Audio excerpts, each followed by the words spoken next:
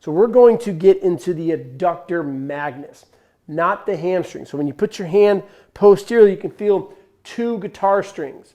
Those are the semi-membranosus, semi-tendinosus. And up here where your teardrop is, that's your vastus medialis. That's a quadricep muscle. We are not going to the quad. We are not going to the hamstrings. You're going right in between. Today we're going to get into general knee pain. We have Miss Sarah. She went through the program a couple years ago, worked at Equinox West Hollywood for over a year, and she still comes in and helps out and has questions with her own body. So she had some knee pain. She came in and we had a nice little conversation. So this would be like a role play for a client who comes in for an assessment and they want to lose weight, they want to get stronger, whatever their goals would be, but they also have another issue going on. I highly encourage to have some type of pen with your assessment. You can take notes. It's a lot more professional. Remember, when it comes to pain, it's very, very complex. We are not doctors. We are not physical therapists. We should have a therapist part of our team as we work with the prehab guys, also Dr. Waterbury and other therapists in the area. So when she came in, we sat down, I had my notepad, we had a conversation.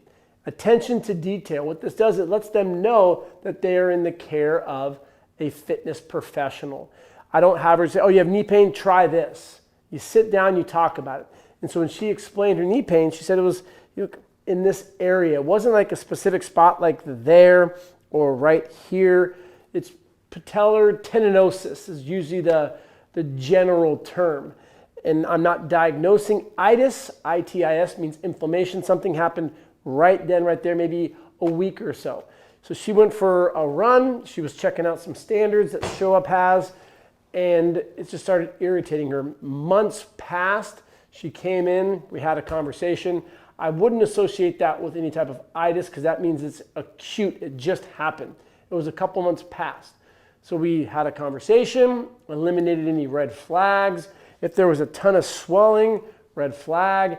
If she was running or twisting and you heard a pop and it was just a couple days ago, again, red flag. That's when you want to refer out. But this is actually a great case scenario because the stecco technique I'm about to show you did help, but it didn't eliminate the pain completely.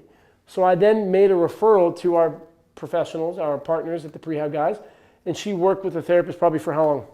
5-6 months. 5-6 months. So the issue isn't 100% gone, which is really cool to see.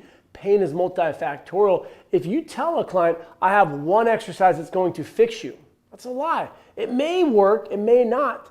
But if you are very transparent, client comes in with knee pain, eliminate red flags, you go through your physical activity readiness questionnaire, medical history, you ask questions, you really pinpoint where the issue's coming from, and you say, I can help you, very confident. It's not going to happen overnight, but with the team that we work with, you will get stronger. And I always preface that. I let my clients know that over time, this is going to get better. Because a lot of times they'll say like, well, how long is it going to take? I don't know.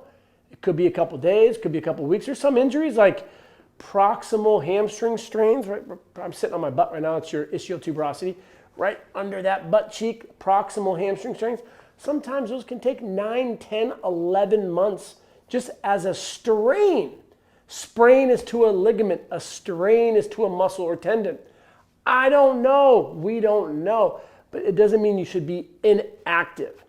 So we found out that it's not anything too serious. So we are having this conversation, and it's not, I would not be doing this for my assessment. We have a table out in our room. If you are at a gym like Equinox or Lifetime, they have the assessment area. I would then bring my client to a table and say, I'm going to do some soft tissue mobilization techniques. You have them sign the waiver, giving you consent to get into the soft tissue. This technique is referred from a physical therapist in Italy, Dr. Stecco. I will take you through this example right now. Again, this is after we've already assessed. So a client would come in, we'd go to the table, get to a weekend seminar so you can practice on other people. And then the final test, you will do this in front of a physical therapist. They're going to go over a case example and say, client has knee pain or ankle pain, whatever the case example is, you need to demonstrate on that physical therapist. That's the level 2 certification. So we have on the posterior side the hamstrings. On the anterior side you have the quadriceps. On the medial side you have the adductors. On the lateral side you have your vastus lateralis, as well as that IT band comes down past the knee. So we're going to get into the adductor magnus, not the hamstring. So when you put your hand posteriorly, you can feel 2 guitar strings. Those are the semimembranosus, semitendinosus. And up here where your teardrop is, that's your vastus medialis. That's a quadricep muscle. We are not going to the quad. We are not going to the hamstrings. You're going right in between. Think of it like the game Minesweeper. I just aged myself. There's not one specific point that we're going to. We're not massaging either. As you do more of these, you're going to get very, very competent at finding the typical sensitive areas, but we are releasing tissue pressure, osmotic pressure that has a huge impact on this area. A lot of times, just getting into this area, it will decrease the pain, and your clients are going to feel very comfortable moving more, so we strengthen it and then we progress. Not the hamstrings, not the vastus medialis. You're going to use your thumb, always ask for permission before, and then you're going to look at your client. You don't want to bring this up to a 10. You're going to apply pressure. So you see how that's what I want. We're going to hold this area. Big breaths in. When you have the big breaths, what that does is it calms down. Sometimes this will get up to an 8 or 9. I'm not manipulating the knee joint by any means. This is just a very sensitive muscle. Communicate with me. How's it feel? It's feeling better. We will find that cuss word spot. You have to know your client. If they're uneasy, if they tell you something within that medical history, they don't feel comfortable, listen, do not perform this technique. You could go right into mobilization, hip 90-90s, or the exercises that we're going to showcase next. When it comes down, are we back down about 2 or 3?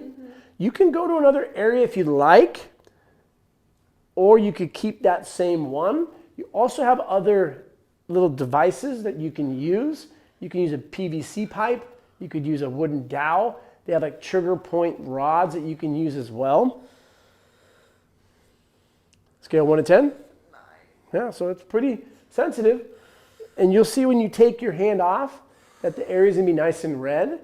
The older we are, the less musculature that we have. There's a greater chance that there could be bruising. That's why you need to really clear that up in the consent form beforehand. Set very clear expectations. For demonstration purposes here, I'm talking to the camera. Normally, I would be communicating with my client and really reading them as we come down. How are we doing? Good. We don't want to have the sympathetic, crazy response. We find that cuss word spot. You hold, and then you relax. How does it feel now? A lot better. At any point when I pressed down, did you feel uncomfortable or like something was going to be broken or hurt? These are very appropriate, great tissue techniques, soft tissue mobilization techniques, things that we teach the level 2 in person with the seminars. Also, if you came to the in-person in Santa Monica or San Diego, we teach these part of the mentorship group. So then now we're going to get into some of the exercises. Head up. There we go. So now that we've done the soft tissue mobilization technique for the knee, you do that anywhere from maybe 1, 2, 3 minutes, couple different spots. You don't need to do both sides. When the client feels better, then we're going to go and strengthen. So we're going to do a wall sit first. And this is great because when she went to the prehab guys, Monica would send me exercises that she wanted her to do, part of the accessory. She would also let me know contraindications. We're not at Bulgarians yet. We plan on being there in a couple weeks. Great opportunities to communicate with the physical therapist. So she'd have her hold here. It's like one of the first things that we would do when she would come in. Put your hands in front of you. If you wanted to apply a little pressure here just to get that external abduction as well, strengthening the glutes. So let's pretend like, hold that right there, Sarah, that if she were to go down another 2 inches, that's where the pain is. You want to go maybe an inch above that or go to the point of pain, breathe through it, and if it calms down, then you can maintain that. Hold for about 30 to 45 seconds, 2 sets, and then move into the next exercise. Especially with runners, it's common that we're not able to get the requisites for optimizing running. We just think that, what are we gonna do for a warm up? We put our shoes on, we go for a run. If we lack the dorsiflexion at the ankle, we can steal some range of motion at the knee, maybe even the hip, and it can result in some issues later on. So if we don't have at least about 18 degrees of range of motion at the ankle, as far as you can go, as far as you can go, you should be able to get your knee, there you go, better. Do it again, good. Come back and go. You can see that the wall has a couple inches, so where she's going right now is great. That's more than enough. Her heel is not coming off the ground, so we can assume it's not the ankle that's the issue because she has that range of motion. Check out your other foot too, just to see, Sarah. Good, so again, her heel is not coming off the ground. She's getting her knee to touch the ground. She has the requisite range of motion at the ankle. That's a very simple screen to do. You can take your hand, if you have a smaller hand like mine, 4 inches is usually what the knuckles are. You can get a measuring tape 4 inches from the wall. You put your hand there. Your toes want to go to where your fist is. So now I want you to keep your heel on the ground and see if you can get the knee to touch the wall. The point of this one is we're creating dorsiflexion, artificial dorsiflexion. I really want her to drive her knee forward. So you can use my hand to get into that position more. You could use the rack. You could give her a dowel. You could give her a pull, whatever it may be. But I really want her to drive her knee forward. At no point are we going past a 4 or 5 on a level of 0 to 10, pain-wise. Good. We want to hold these isometrically. If you wanted to do the other side, you can. Let me know, does that hurt at all? Or? That's good. Unilateral is great because when she originally hurt herself, it was from running. Who knows what it could be? Maybe we lack dorsiflexion. That's a simple test that you can do if you wanted to test that she didn't have an issue from a specific exercise. So you could just put your fist on the wall and you can check out her dorsiflexion. Maybe that's something that low-hanging fruit you wanted to work on. But we screened that prior. That wasn't an issue. I like to go to that ankle dorsiflexion one pretty quickly because if we don't have about 18 degrees of dorsiflexion when we start to run, then the knee can get affected. Remember, there's 14 muscles around the knee. We have to do a great job of strengthening as many of them as we can. This beautiful sucker, the gastrocnemius, is biarticulate. It crosses the knee joint, also the ankle joint. Together with the soleus, it goes into the calcaneus, which is your Achilles tendon. So we need to strengthen the gastroc as well. Here's a great exercise that therapists like to do. I'm not a therapist, but there was a study that looked at runners and knee and ankle pain. And for those that could not perform 25 single leg body weight calf raises were more prone to getting injured again. So we're gonna have Sarah get set up here. I'm gonna use the pull because we're gonna go to the first left leg and you're gonna go as high as you can. And so she should be able to hit that spot for 25 reps. Go. And what you're gonna find is people will start cheating. We're gonna put too much pressure into the wall. We're gonna start trying to use our head. 25 repetitions. It looks easy. It's not. Go, go, go, go, go, go, go. She's barely at 10. How are we doing? I'm okay. She's not getting there though. You see now she's not even hitting there right now. So right now she's at maybe 12 or 13 reps. So I'd want to incorporate these within the accessory, within the programming, and get both legs a lot stronger. 25 reps minimum. Progressive overload as we get to the point that the knee is feeling significantly better. I want to sprinkle in really challenging exercises to get the hips a lot stronger. I'm still doing the soft tissue mobilization techniques of the adductors when they come in, but as they get stronger and it's not as sensitive, I'll just lessen the amount of time. This is my end-all be-all exercise I like to incorporate to really make sure your client's hips are strong. You're gonna do a side plank, long lever, should be able to hold with 10 pounds at parallel. So that's significantly more. I just wanna be at parallel, hold right there, put the weights there. Should be able to hold this sucker for at least 30 seconds. It's not easy. It's really testing glute max, upper fibers, glute med. Whoo-wee! that burns. You can incorporate this as an accessory, have a little fun with the challenge, see if your client and you can hold for 30 seconds. Holy, I think I passed. Boom.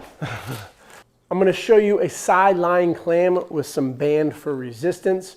I like to hold these for 60 seconds. Dr. Waterbury highly suggests using these when you have ACL tears, you're recovering from surgery. So we would do your mobility drills first, isometrics on the wall, and then progress into the side lying clamber. I'm going to give Sarah a yellow one, which is fairly light resistance. There's different ones. Green would be a progression, blue, black would be the most difficult. You start with the easiest resistance and your client should be able to hold for 1 minute. Get your phone out, push start, abduct, high. So see, I want that right there. Hold that position. This is frontal plane strength. Now this is going to be your glute med, your max upper fibers. If your client cannot maintain this for 1 minute, you can do it for intervals up to 1 minute. So 4 sets of 15. And then we're going to progress 3 sets of 20, 2 sets of 30, and then you would go up in the resistance band.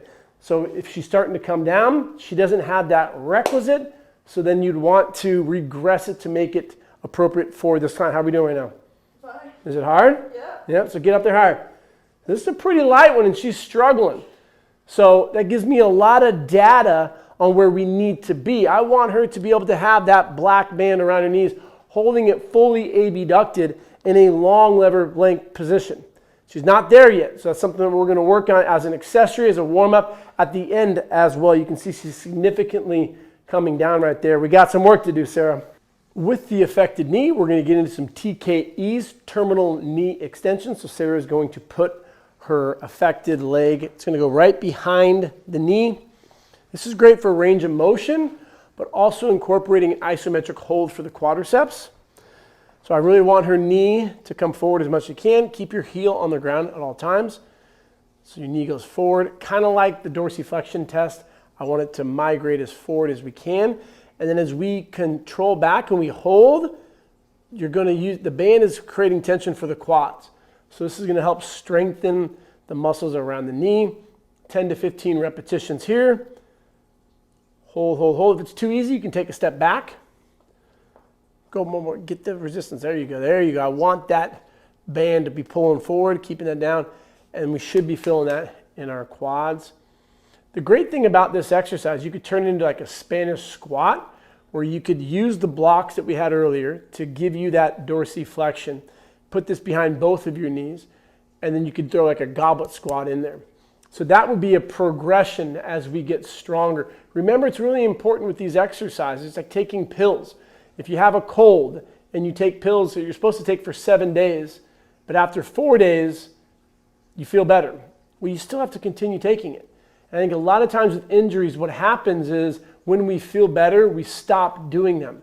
That's why we got to increase the capacity of the tissues by overloading them.